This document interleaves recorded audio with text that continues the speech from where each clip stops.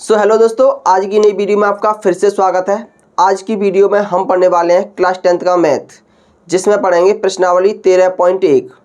इसमें सबसे पहले पढ़ेंगे क्वेश्चन नंबर फर्स्ट। तो आइए देखते हैं इसको ये क्या कहता है। दो घनों जिसमें से प्रत्येक का आयतन 64 सेंटीमीटर क्यूब है के संलग्न फलकों को मिलाकर एक ठोस बनाया जाता है। इससे प्राप्त घनाभ का पृष्ठीय क्षेत्रफल ज्ञात कीजिए। इस क्वेश्चन में बताया गया है कि हमारे पास दो घन हैं जिसमें से प्रत्येक का क्षेत्रफल 64 सेंटीमीटर क्यूब है। अगर उन दोनों घनों को मिला दिया जाए तो एक घनाभ का निर्माण होता है। तो उस घनाभ का पृष्ठीय क्षेत्रफल ज्ञात करना है। तो मान के चलेंगे हमारे पास एक घन इस प्रकार का है। घन किसे कहते हैं? सबसे पहली बात,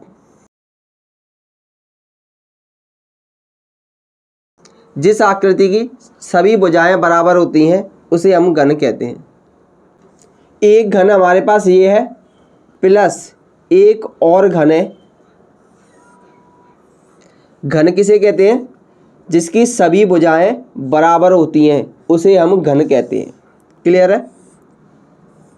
एक घन ये है और एक घन ये है। दोनों के अगर आयतन की बात करें तो 64 सेंटीमीटर क्यूब है। कितना है? 64 सेंटीमीटर क्यूब है।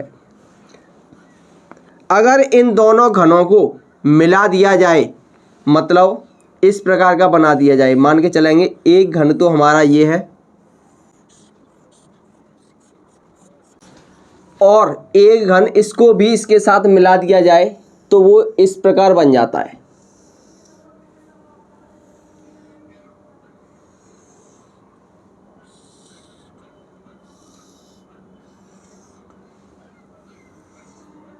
क्लियर है?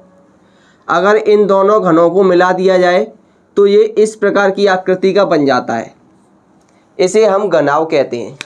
घन और घनाभ में अंतर क्या होता है? घन की सभी भुजाएं बराबर होती हैं, लेकिन घनाभ की सभी भुजाएं बराबर नहीं होती हैं। उसकी लंबाई अलग होगी और चौड़ाई अलग होगी। क्लियर है? लंबाई इसमें ज़्यादा होती है घनाभ में और चौड़ाई कम होती है, उसे हम घनाभ कहते हैं। और जिसकी सभी भुजाएं बराबर होती हैं उसे हम घन कहते हैं।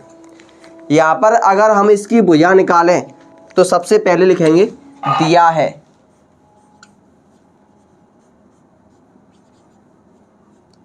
क्या दिया है? प्रत्येक घन का आयतन, यानी कि घन का आयतन कितना दिया है? घन का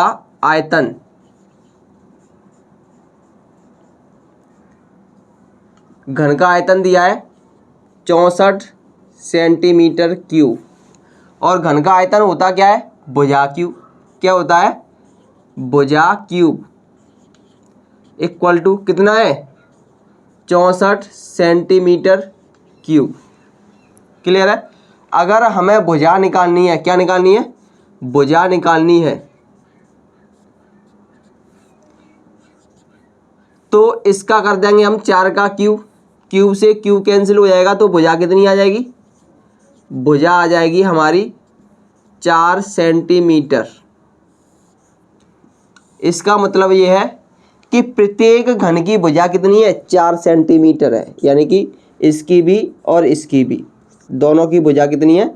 4 सेंटीमीटर है। इसका मतलब है लंबाई भी 4 सेंटीमीटर है, चौड़ाई भी 4 सेंटीमीटर है और ऊंचाई भी 4 सेंटीमीटर है।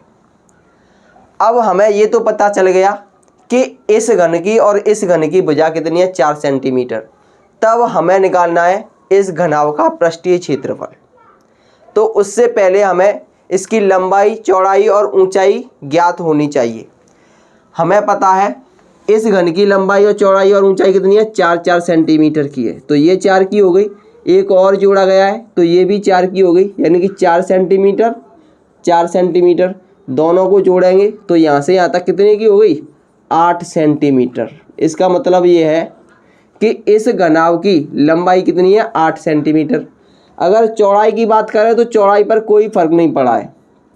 चौड़ाई 4 सेंटीमीटर की है और ऊंचाई भी कितनी है? 4 सेंटीमीटर की ही है। क्लियर है? तो यहाँ पर हम लिख सकते हैं घनाभ की लंबाई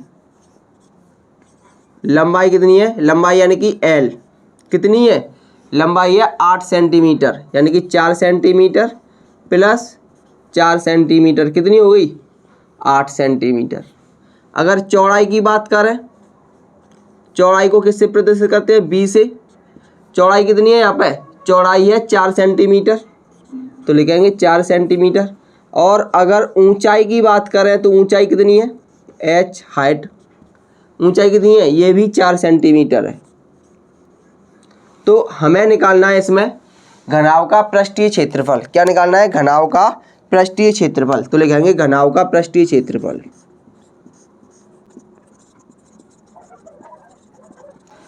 घनाभ का पृष्ठीय क्षेत्रफल क्या होता है, घनाभ का पृष्ठीय क्षेत्रफल होता है 2 लंबाई इंटू चौड़ाई प्लस चौड़ाई इंटू ऊंचाई प्लस ऊंचाई इंटू लंबाई। क्लियर है।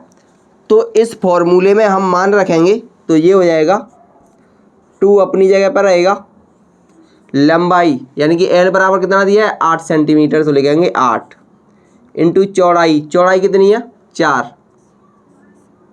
प्लस चौड़ाई कितनी है 4 और ऊंचाई कितनी है 4 प्लस ऊंचाई कितनी है 4 इंटू लंबाई, लंबाई कितनी है 8।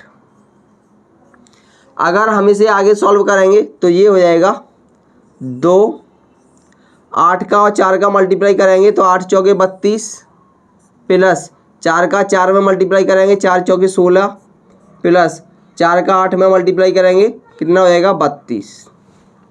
अगर हम इन तीनों को जोड़ दें तो ये हो जाएगा 2 अपनी जगह पर रहेगा, 32 और 32 कितने हो जाएंगे 64, 64 में अगर हम 16 को जोड़ दें तो ये हो जाएगा 80, 80 का अगर हम 2 में मल्टीप्लाई कर दें तो ये हो जाएगा 160 सेंटीमीटर क्यूब, और यही हो जाएगा हमारा आंसर, यानी कि यही हमारे घनाभ का पृष्ठीय क्षेत्रफल होगा। क्लियर है।